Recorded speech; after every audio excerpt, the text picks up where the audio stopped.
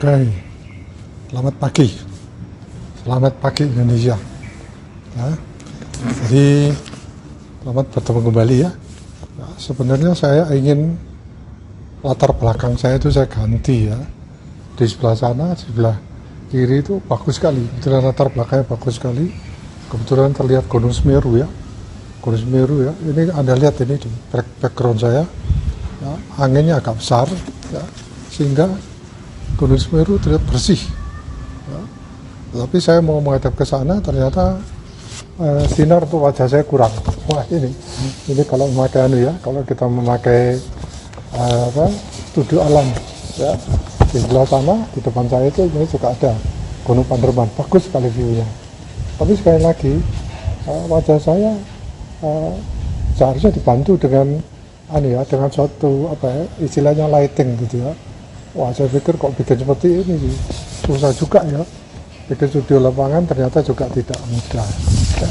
Baik, diskusi kita sekarang ini saat ini ya, pagi ini ya, saya lupa bawa korannya, Pak Tutor Kabar Jawa Barat, itu ada suatu pernyataan dari salah satu koalisi ya, bahwa mereka mengatakan harus ada cara atau suatu trik ya untuk menaikkan elektabilitas.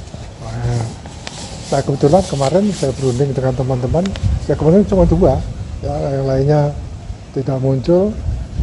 Nah, saya tanya apa yang akan kita posting. Ya, tunggu dulu Pak. Ya, terus mereka tanya, Bapak kok bisa ya? Yang dari hasil polling itu, yang pertama ini seharusnya lebih tinggi, kok dia lebih rendah? Ya, ada katakan ABC ya, atau gini aja ya, ada Pak Ganjar, ada Pak Prabowo, ada Pak Anies ya.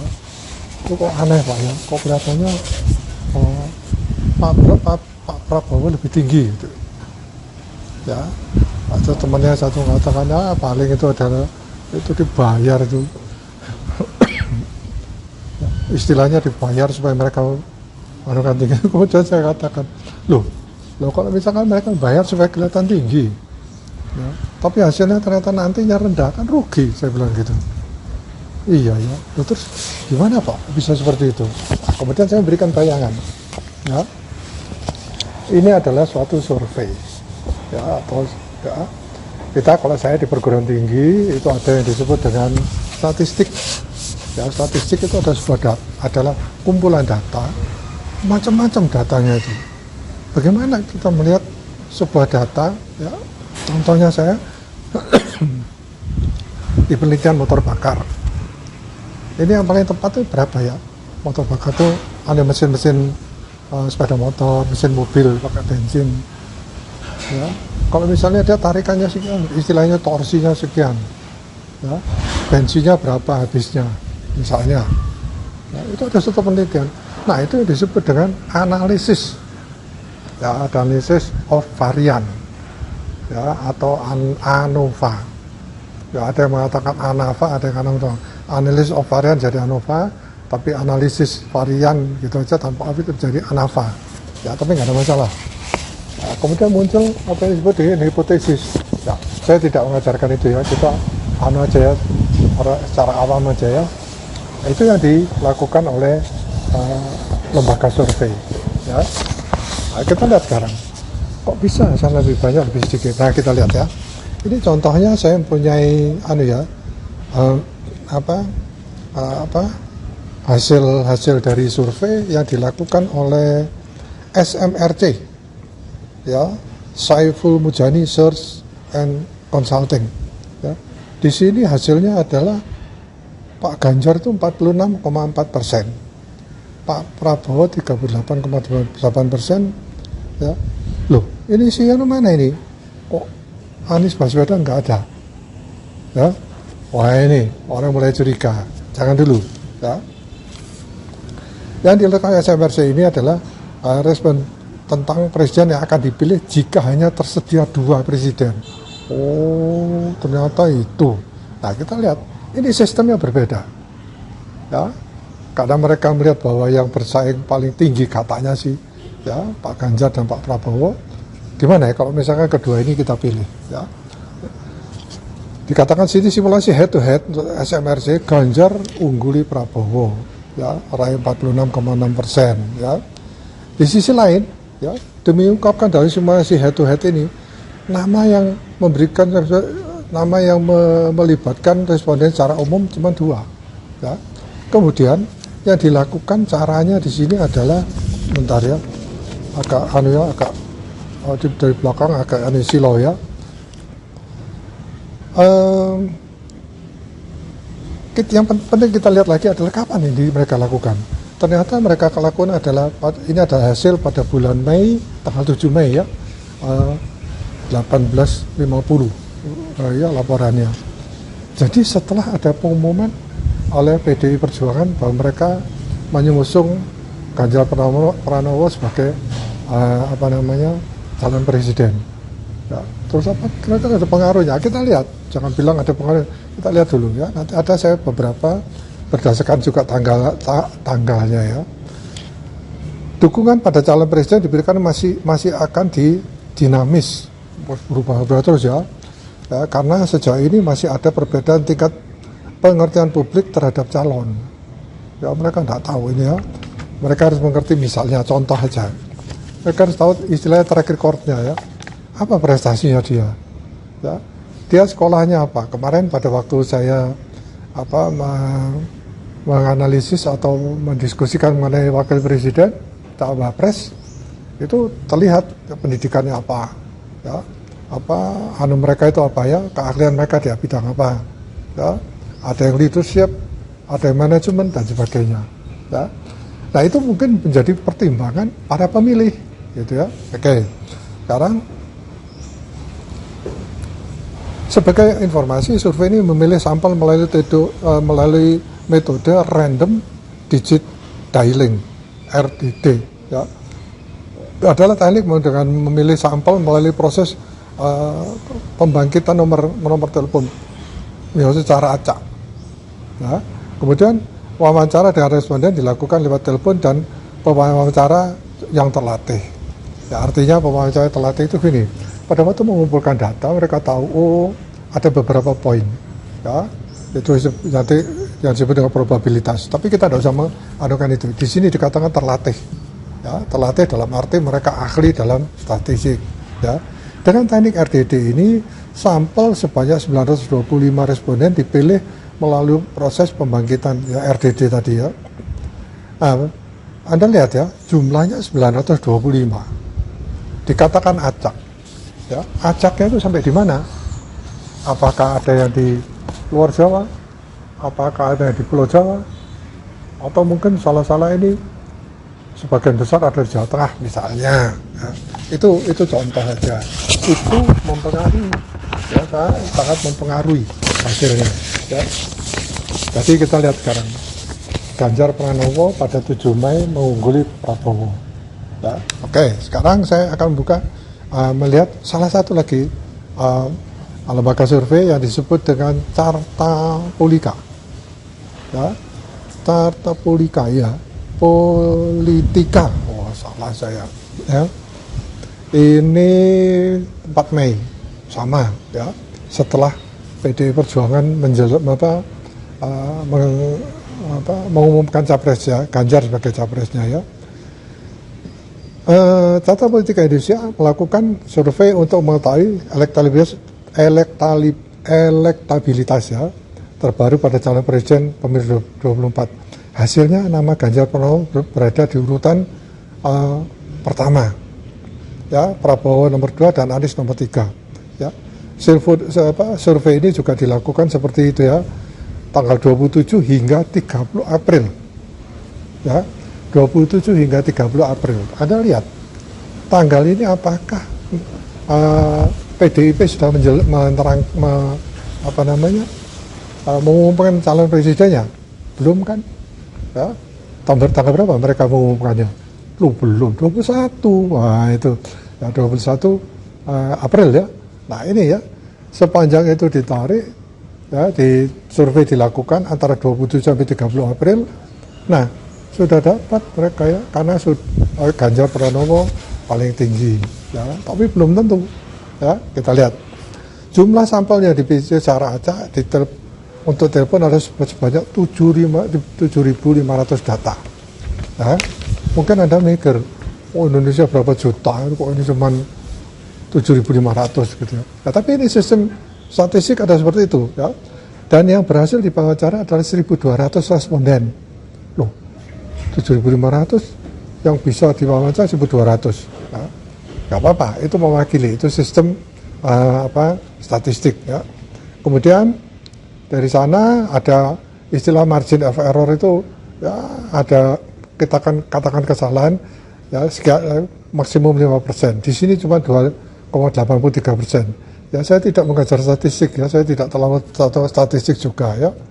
Meskipun dalam penelitian saya pakai statistik, tapi itu beda ya. Baik, nah kita lihat di sini yang dilakukan oleh Carta Politika adalah seperti itu. Nah, yang ketiga, ya, ini saya ambil acak ya. Survei dia dilakukan oleh poll tracking. Ya, kebetulan saya tahu sering mengikuti bahasanya dia di salah satu TV swasta. Ya.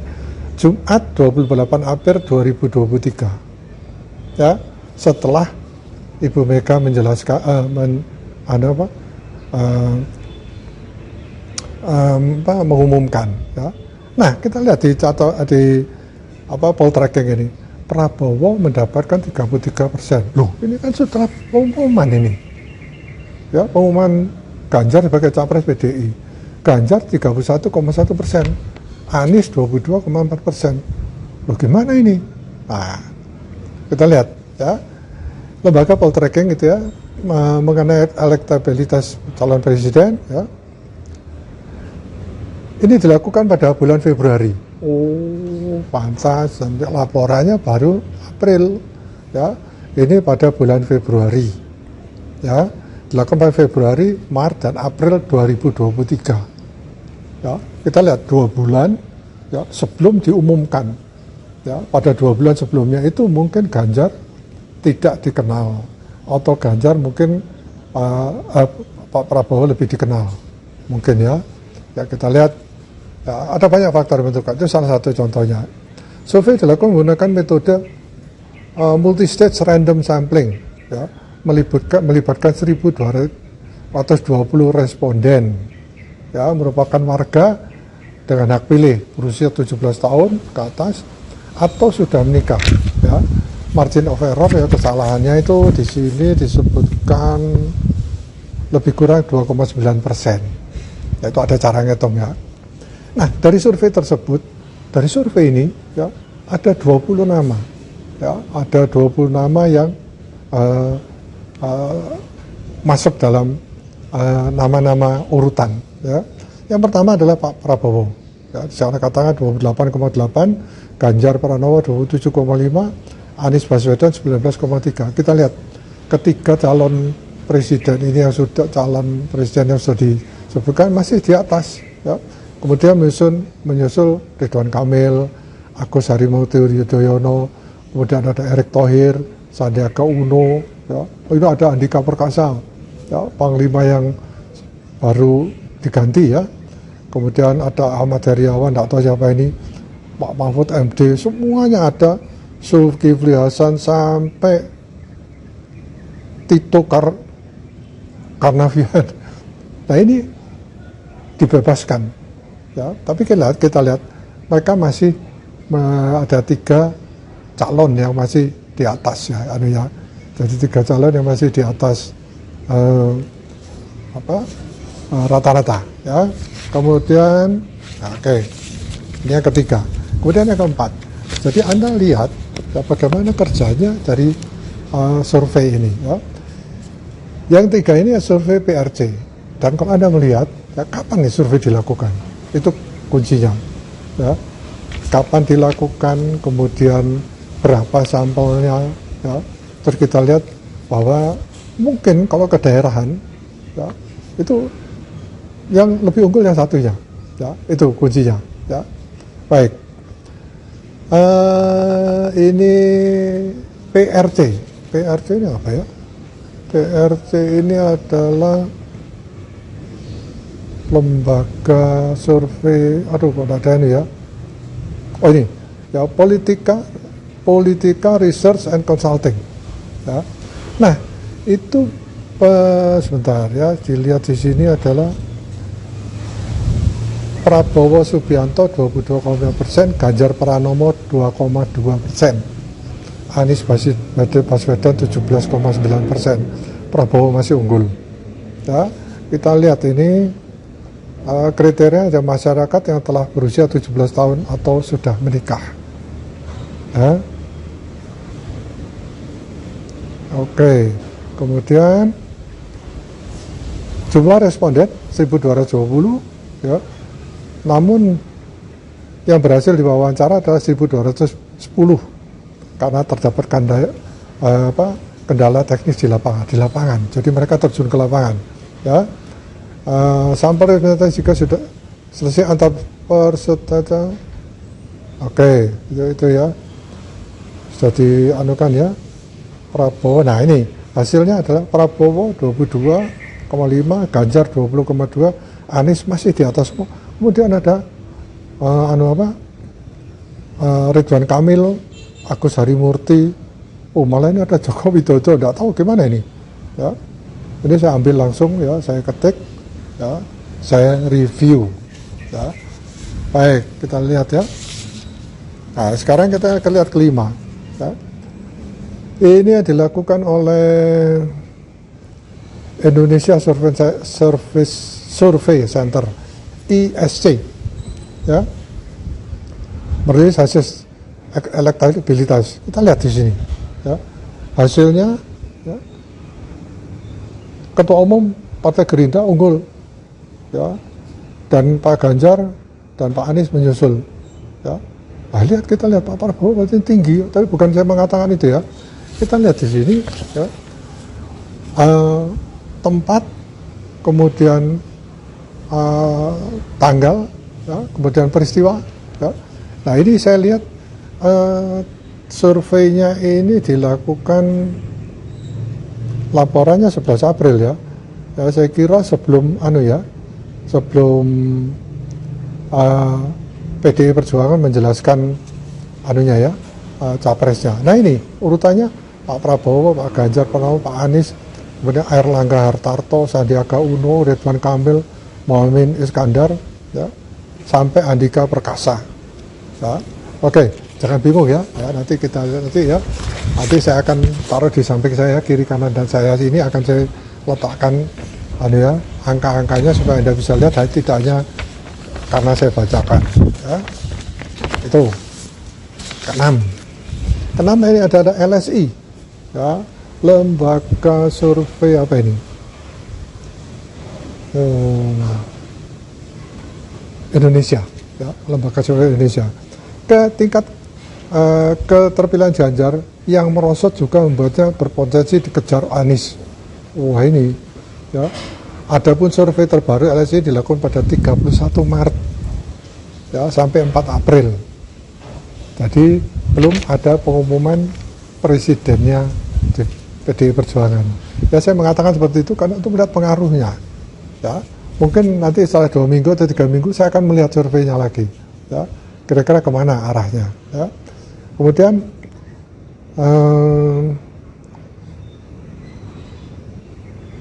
Direktur Eksekutif Lembaga Survei Indonesia, ya, Jayadi Hanan, ya, membeberkan dari 3 nama itu secara tren, ya, hanya Ganjar yang mengalami penurunan jika dibanding survei sebelumnya pada periode Februari, ya, saat itu Ganjar berada di angka 35%, turun ya. Ya, kira-kira apa yang menyebabkan turun? Ya, mungkin Anda menghubungkan dengan kejadian waktu dia menentang tentang U20 ya.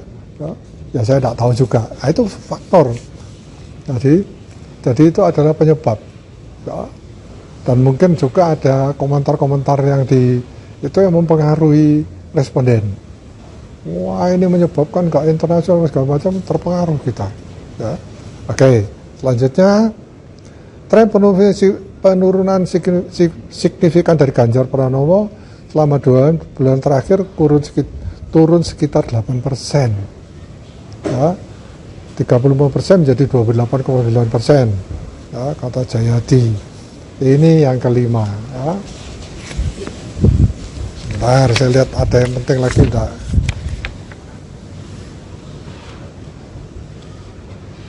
Ya, ntar ini ada suatu pernyataan. Mungkin ada nggak ya kira-kira pengaruh statement Pak Prabowo yang menyatakan Pak Jokowi itu guru politiknya, ya, yang berdampak pada kenaikan 3%.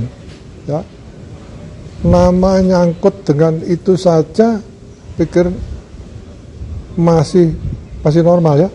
Semua kita tahu kalau Pak Ganjar kan mungkin karena kena sedikit masalah bola, ini saya katakan tadi ya. Tapi saya pikir wajar aja kalau rakyat bingung ya, ditanya bingung ya. Ke depan kita bisa perbaiki semuanya.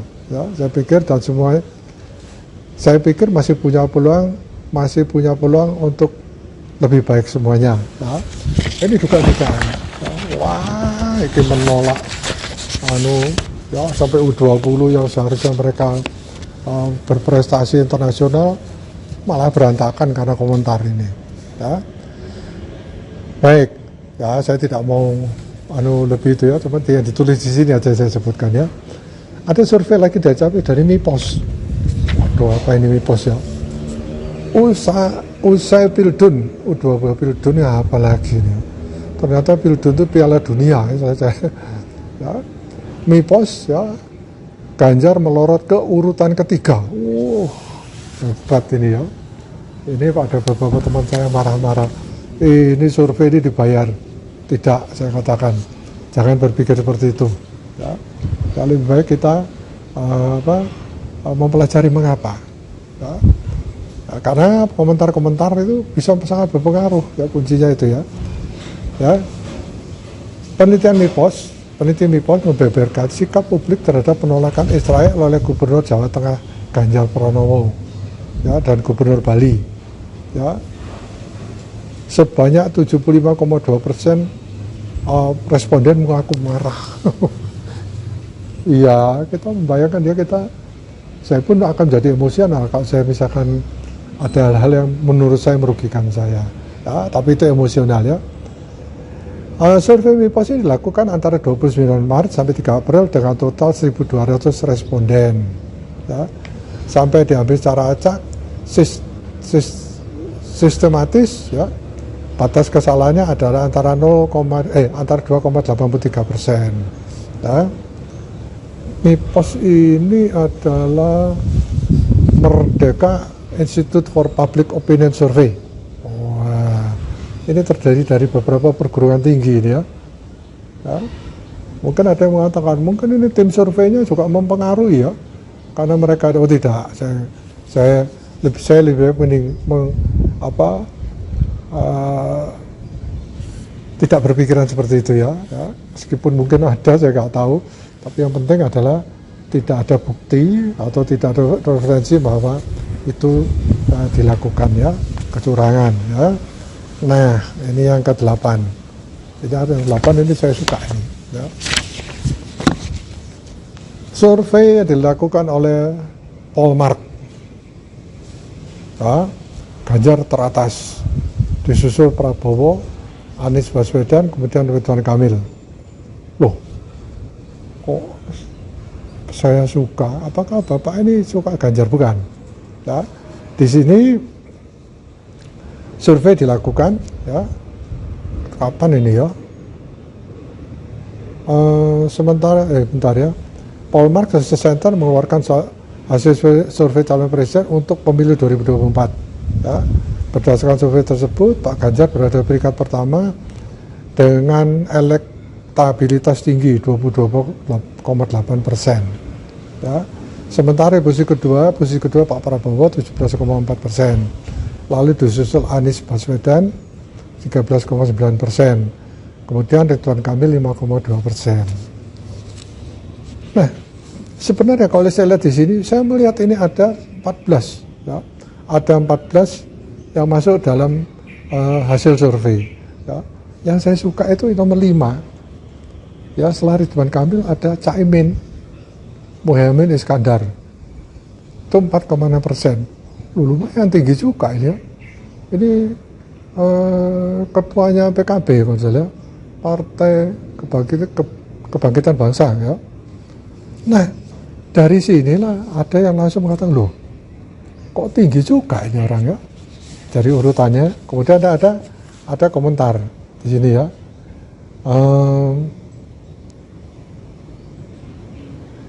Legalitas DPP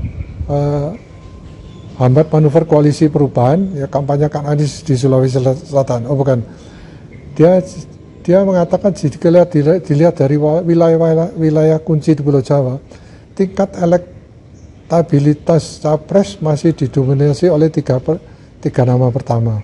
Hanya saja di Jawa Timur nama Caimin melesat di 3 besar. Wah, Jawa Timur, lo kan kota saya, ini kan provinsi di mana saya tinggal, ya, saya katakan seperti itu. Nah itu saya katakan, wah ini menarik ini, ya. Jadi salah-salah KKIR ini bisa dibalik ini, ya.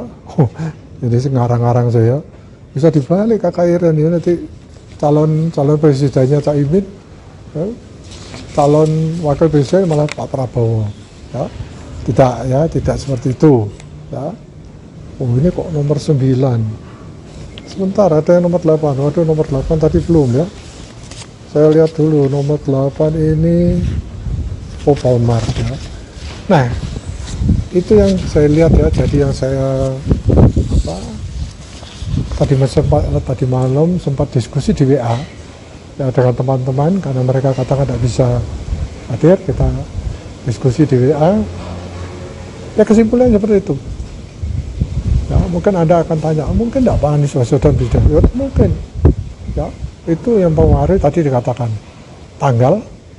Ya, kemudian yang kedua adalah di mana mayoritas polling itu dilakukan. Ya, meskipun itu random, mungkin ya random telepon itu terjadi di suatu daerah. Ya, tapi mereka ini adalah tim survei yang sudah saya lihat sudah diakui ya, atau oleh KPU. Nah, artinya mungkin mereka akan melakukan suatu quick count ya, nanti setelah pemilu ya. Jadi itu sementara ya, kita lihat. Dan Anda jangan bingung, yang perlu saya katakan di sini adalah, nah itu yang mempengaruhi. Ya, Caimin tadi dikatakan nomor 3 di Jawa Timur. Ya. Nah, kemudian Ganjar Pranowo di mana ini ya? Di Jawa Tengah misalnya, ya, mungkin aja dia ekstrem gitu, 90% gitu ya. Saya nggak tahu, karena mereka mungkin merasakan track recordnya Ganjar Pranowo di daerahnya bagus mungkin. Nah, jadi kita lihat ya, kapan survei dilakukan, di mana dilakukan ya. Jadi kita ya. Kemudian responden ya ada. Tadi saya lupa ya. Ada penelitian yang dilakukan di seluruh Indonesia ya, saya lupa ya. Itu paling bagus, tapi saya tidak mau menyebutkan ya, karena saya tidak melihat referensi tersebut ya. Ada di sini tapi saya lupa menyebutkan. Saya kira demikian ya. Tadi kalau Anda curiga itu ada yang membayar ya survei itu supaya muncul, ya tidak apa-apa, itu pendapat Anda ya. Ya, tapi saya katakan, loh, dibayar supaya kelihatan lebih, tapi ternyata lebih banyak, tapi ternyata pada waktu pemilihan malah kalah gitu ya. Wah, buat apa gitu ya? Ya mungkin. Tetapi siapa tahu? Ya, misalnya ini berandai-andai. Mungkin begitu orang melihat, oh lebih tinggi ini, terus orang berpindah. Ya, baik. Jadi itu sementara yang saya bisa diskusikan saat ini. Ya, berdasarkan data-data dari beberapa lembaga survei yang ada yang melakukan ya survei mengenai elektabilitas calon presiden. Ya, saya kira demikian ya. Terima kasih. Oh, ini saya kira mungkin suaranya terganggu oleh angin ya, tapi nggak masalah. Masih pagi ya. Jadi selamat pagi. Sampai ketemu di diskusi kita selanjutnya. Terima kasih.